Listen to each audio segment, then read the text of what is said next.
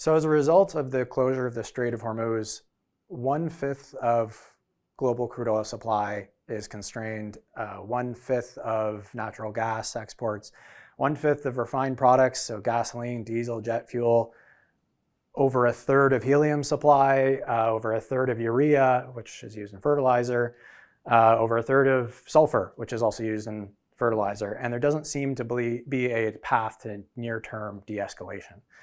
On crude oil, globally, refineries rely on the crude oil that comes out of the Persian Gulf. It is a specific grade. A lot of it's medium sour. It's very hard to replace that. No two barrels of oil are created equal. And you can't simply run a barrel of light sweet from the US and replace a barrel of medium sour from the Persian Gulf, because what you put into a refinery determines what you get out. So additionally, the cost of crude oil has gone up, which means the cost of refined products has gone up. On refined products, the Middle East is also a major refining hub, and refined products are now shut in because they can't transit through the Strait of Hormuz, which means globally, we're also short refined products, in addition to the input costs being much higher. On natural gas, we export as liquefied natural gas. 1/5 of global supply transits through the Strait of Hormuz. 1/5 comes from a single plant in Qatar. We're exiting winter now, which means that we're at a point where Europe in particular is starting to refill inventories ahead of next winter.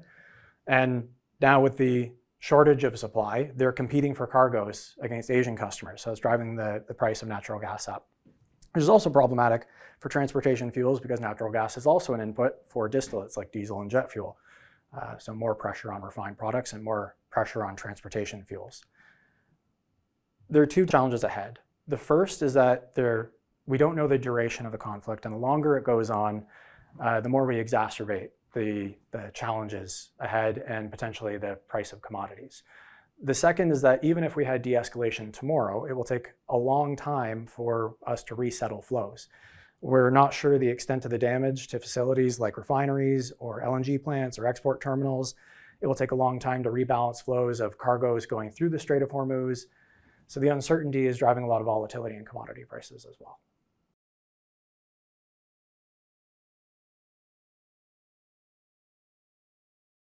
Conflict like this emphasizes security of supply, safe jurisdiction, and asset quality. Canadian heavy oil producers possess a lot of the qualities that we look for. They have asset duration, they have reserves that's measured in decades, not years like other producers, particularly shale producers. They're low decline, so the assets don't decline as rapidly as US shale, for example, which means they have to spend less capital to maintain production. These producers also produce substantial free cash flow down to $50 oil prices, some even below, and their balance sheets are clean, which means that when we go through commodity price spikes like this, the incremental free cash flow accrues to shareholders through more dividends and more buybacks. They're more resistant to putting capital to work in the ground to rapidly grow production. They're more sustainable through the cycle. So we look for companies that have the asset duration, high quality management teams, and a strict adherence to free cash flow or shareholder returns, because we get better returns through the cycle as opposed to just during commodity price swings.